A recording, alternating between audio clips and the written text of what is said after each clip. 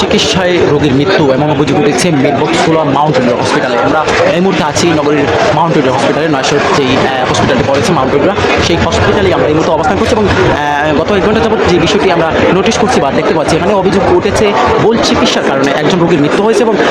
এখানে রোগীর স্বজনরা আছেন, পরিচিত লোকরা আছেন,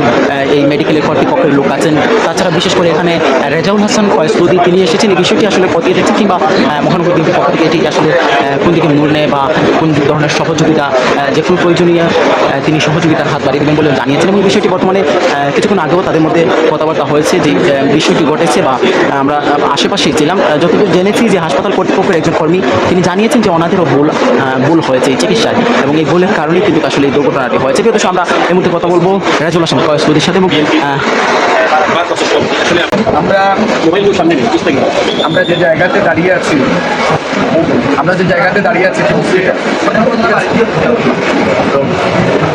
প্রথম দায়িত্বটা হচ্ছে আমাদের যে হসপিটাল আইসিইউ এই প্রেমিসিসের ভিতরে মেডিসিন ক্রিয়েট করা যাবে। নাম্বার 1, এখানে অন্যান্য পেশেন্ট আছেন, আইসিইউ পেশেন্ট আছেন, ভেন্টিলেশনের পেশেন্ট আছেন, তাদের অ্যাটেন্ডেন্স আছেন, বাচ্চা পেশেন্ট এখানে আছেন।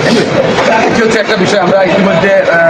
যে জায়গাতে এই ঘটনাটি ঘটেছে সেখান থেকে আমরা বের হয়ে হসপিটালের নিচে অবস্থান করছি। এখানে একজন অর্থোপেডিক সার্জন একজন পেশেন্টের অপারেশন থিয়েটারে নিয়ে যাওয়ার পরে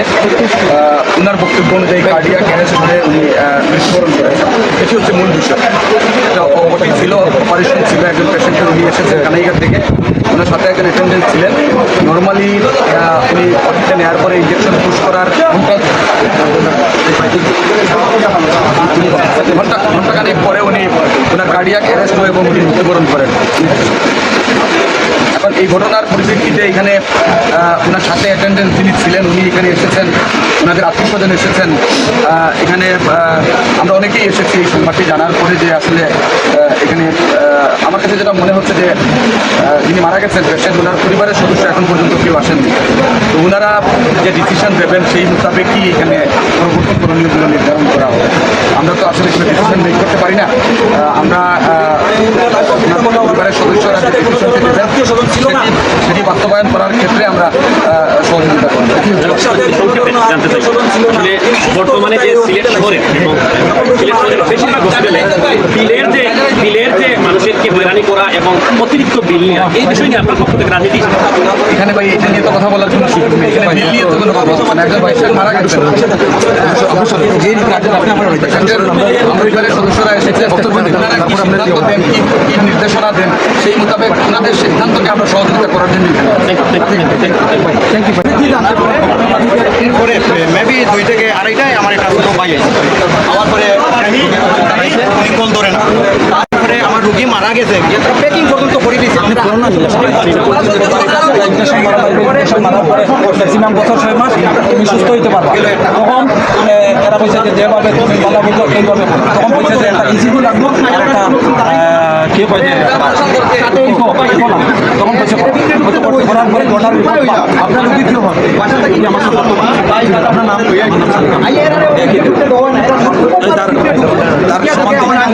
ওরা লাস্ট আপনি করে রাখছে এই কি বললেন নাম কি তাদের মারা গেছেন আমি জানি বয়স কত? ওনার বয়স বাড়ি কোন জায়গায়? ভাই বাড়ি ওনার ঠিকানাটা বলেন। কানাইঘাট গ্রামের নাম হচ্ছে বাউরবাগ। আমি কোন দিন ভর্তি বলেন কয়টার দিকে? ভালো উনি 2টার বাইরে বলেন, উনি সকালে বাড়ি থেকে আসে মেবি 10টায় আসে, আপনার ওখানে আইসেন প্রায় 2টা, একা আইসে। তারপরে আমার সাথে যোগাযোগ করছেন, মামাই বলছেন তুমি একা আইসো, আমার একটা ছোটো বাইরে দিন। তখন আমার এই বাইরে দিচ্ছেন, আমার মামাই পাঠাই আসছেন, সেখানে একা আইসেন কোথায়। আবার পরে উনি তাহলে দেখা হয়েছে প্রায় 2:30টার দিকে। তারপরে সাজেস্ট করছেন একটা ইঞ্জেকশন দেওয়া লাগে। এখানে সমস্যাটা কি তার? তাদের সবাই একটা রোগের সমস্যা, তারপরে সমস্যা না ইঞ্জেকশন দিতাম এর সাথে আইসে পরে আর ইঞ্জেকশন দেওয়া তারা ভিতরে নিছে, তখন এর আর ভিতরে ঢুকতে দেওয়া হয়েছে না। কইছে আমি রুগীর লোকে দেখা করি ভিতরে ঢুকে নিয়ে ভিতরে দেওয়াই হয়েছে না পরে ফোনও কলও তো হয় না এরপরে নিরুপায় বাসাত চলে গেছে ইয়া সবাই লইয়া আইয়া এরারও ঢুকতে দেওয়া না এরা জোরপূর্বকভাবে ঢুকছে ঢুকিয়া দেখে কিনা আমার মামা এখানে লাশ পাইতো তারা কয়টার দিকে টাইমটা 9টার দিকে হাসপাতাল কর্তৃপক্ষ আপনাদেরকে কোনো তারা কিছু বলছেন এরা এদেরকে বললে আমি বলতে পারবো না আমরা এখনো কোনো আশ্বস্ত কিছু পাইনি তারা কি আপনারা কইছে যে অপারেশন করার কথা কি বলছিল তারা? অপারেশন করতে আমরা এরকম কিছু আমাদের গার্জিয়ানদের সাথে ওরা পৌঁছাই নিত না ওরা নাই বুঝতে পারছেন ছোট ভাই ছিল ওনাকে সামনে দিন। এটা দেখান, ভাই দেখাবেন কোনো সিগনেচার নাই এখানে ভাই এটা একটা মিনিট। আপনার নাম কি? আচ্ছা শাহজাহান, আপনার বাড়ি কোথায়? যে রোগী মারা গেছেন আমি এটা কোন বলবো কানে গেলে কোন বলবা 7 নং দক্ষিণ বালিকা মিনিট বলবা ঠিকানাটা একটু বলেন। আর ঠিকানা হয়েছে গিয়া খানাখানাইয়া আর সাতন দক্ষিণ বালিকা ইউনিয়ন নিজ গর্ব মৃত মহিব আলীর ছেলে আনির আলী খান আমার বনিয়া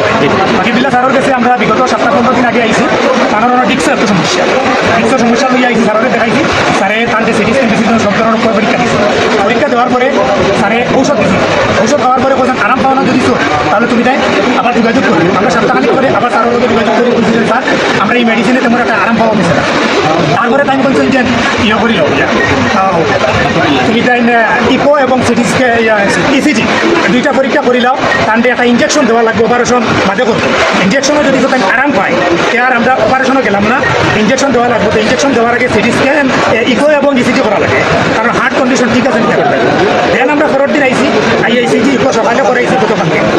করিয়ে আইয়া স্যারের চেম্বারে 7:30টার দিকে দেখা করছে স্যারে কইছে সব কিছু ঠিক আছে রিপোর্ট আনতে ইঞ্জেকশনটা দেওয়া দিই আনতে বললাম যে স্যার আমাদের একটা টাইম দেখবা বলে আজকে 2টার সময় টাইম দেবো 2টার সময় দেওয়া হইব কারণ 2টার সময় কেন আইসো আবার আমার ছোটো ভাই এখন লইয়া আইসো আবার পরে কান্দে যেন কেন দোকানি হয়েছে আমরা সাধারণত জানি একটা অপারেশনের একটু আগে বা 7 থেকে 8 ঘন্টা আগে তো ইকো ইসিজি হার্ট কন্ডিশন দেখা হচ্ছে আমার তখন তারা কোনভাবে করছে যে হার্ট কন্ডিশন ঠিক আছে কি না তারা তাদের রুমো নিছে ঠিক নিছে ওটিক দেওয়ার পরে ইঞ্জেকশন যা কিছু তারা পরবর্তীতে তারা চিন্তা করছে আর আমরা কিছু জানি না আমার ভাই আছে 6 ঘন্টার মতন এখানে 5 ঘন্টার মতন তারা কিচ্ছু তারা হয় না এবং ওটিক নেওয়ার পরে একজন গার্জিয়ান থাকলে তার তো একটা স্বাক্ষর লাগে যে অনুমতি দেওয়া লাগে যে আমি আমার বাকি একজন 5 বছর থাকিয়া এই স্যারের কাছে আমি দেখাই পাট্টু স্যারের কাছে পাট্টু স্যারের ইঞ্জেকশনগুলো পুশ করো আমি দেখি সাধারণত পাট্টু স্যারের যে জায়গায় প্রবলেম ওই জায়গায় একটু নিহবত করে ইঞ্জেকশনটা পাট্টু স্যারে দেখি 5 বছর থাকি আমার বাগনিরে দেখি স্যারে এটা ফুললি বডি তাই নিহবত করছে করিয়া তাই কেন খাস করার লাগছে লাগার পরে তো মানুষ নাই আমরা পাইছি না আমার ছোটো ভাই আসলো যদি তো এখানে কন্ডিশন খারাপ হইতো বা এমন ইমার্জেন্সি কিছু হইতো ঠান্ডা অবগত করার কথা বাসা থেকে আমার ভাই তারা আইছে আগে তারা জোরপূর্বকভাবে তারা ঢুকতে দেয় না ঢুকিয়া লাশ কোথাও গিয়া রুগী একদম ফিট একজন রুগী আপনারা টানাটো রিপোর্ট কালকে 7:30টা তাকে ইকো ইসিজি ইভেন এভরিথিং পরীক্ষা দান করা নিয়ে একটা অপারেশন করতে সময় যতগুলো পরীক্ষা লাগে ততগুলো পরীক্ষা করা নিয়ে আসছে আমি আবার স্যারের জিজ্ঞা করতে সাধারণত আমি তো পেশেন্ট লইয়া মানে সার করতাম আমি জানি যে অপারেশন 6 থেকে 5 ঘন্টা আগে রিপোর্ট দেখে তারা যে সব কিছু ঠিক আছে ডায়াবেটিস যেহেতু রুগীর আছে ডায়াবেটিস ঠিক আছে নি বাদ বাকি রিপোর্ট ঠিক আছে তাই কইছে আগামী কালকে আমরা কিন্তু কালকে প্রিপারেশন লইয়া আইছি আমরা কালকে আইয়া আমরা সকালে পরীক্ষা করছি যে রিপোর্ট দেখিয়া স্যার ইঞ্জেকশন পুশ করবা আমরা কালকে লইয়া আইছি প্রিপারেশন আমি কালকে না করিয়া আজকের কথা আজকে করতে গেলে তাই রুগীর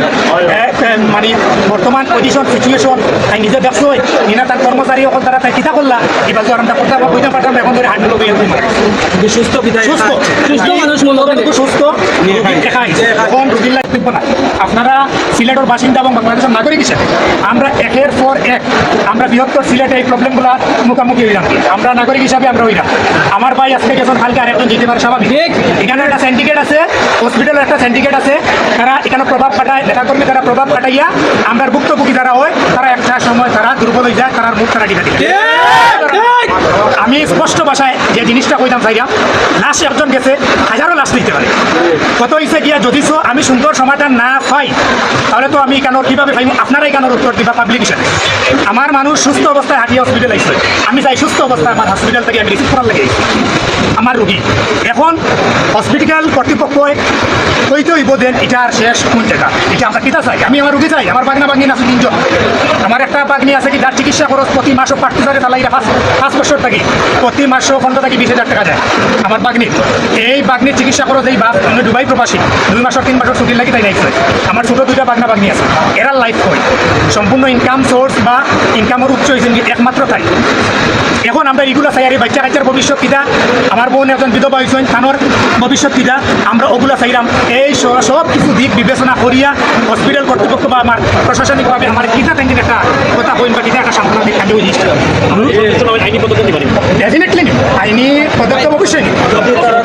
আমরা যদি সুন্দর হয় না আমি তো আইনি পদক্ষেপ আইনি পদক্ষেপ নিব। অলরেডি বিভিন্নভাবে আমরা অঙ্কিতাম কি মনে করলাম কি আমার ছোটো ভাই নিয়ে আসলা তাইটা অনেক ধরনের প্রভাব কাটাইছে। আমি আইয়া শুনছি আমার ছোটো ভাই কিছু পাঁচটা যাওয়ার কারণে হয়তো বা এমন তাইতেন বড় কথা কিছু মাত্রা না, কিন্তু অলরেডি মাতি লাইছ বিভিন্ন ধরনের প্রভাব দেখাই দেয়া। কিন্তু একটা কথা বললে তো হইতো না, আমরাও সিলেটি, আমরাও সিলেটর খুয়াইন এটা প্রভাব দেখাইলে আইস দেখাইতে পারবাই, যে কোনো ক্ষমতার বলে দেখাইতে পারবাই, কিন্তু একটা সময় তুমি তোরা দিতে হইব। আমি সুষ্ঠু সমাধান যদি না পাই তাহলে এখানে সমাধান কই দিব এটা কইতাম পারি না, আমার দেশবাসী এটা বিধান আপনারা যে প্রভাব দেখানি হয়েছে সে বাগাটা দেখা এখানে তারা স্টাফ বা কিছু হয়তো বা তারা শ্বাস লাগে। আছে এগুলো তো ধরুন ওই যে ফরম আছে আপনার, যে রুগীর যদি কোনো সমস্যা হয়, রুগীর যদি কোনো সমস্যা হয় না তারা সিগনেচার নেই, এই সিগনেচার তো নিছে না, এই সিগনেচার যখন নিছে না তার ভুল ত্রুটি আছে না, এটা তো আপনারা তত্ত্বাবধান করতে, আপনারা যাচাই করতে, পুলিশ প্রশাসন আছে তারা এটা দেখতা, কারণ এটা এসে বহন সিগনেচার নয়, যারা পরিবারের পক্ষে থাকে বা যারা রুগী লইয়া তারা সিগনেচার নেওয়া দরকার, এটা নিয়ম তারা এটা সিগনেচার নিছে না, সিগনেচার নাও নেওয়ার কারণে এখন আমার রুগীর তুমি ইঞ্জেকশন মারিলি পারে, ইঞ্জেকশন দিয়ে তুমি আমার রুগী মারিলি পারে, কোন ধরনের কথা এটা, এটা কোন ধরনের নিয়ম? সব কাগজ আছে আমরা কাগজ থাকো ভাই আপনার পরিচয় পঞ্চায়েত নাই।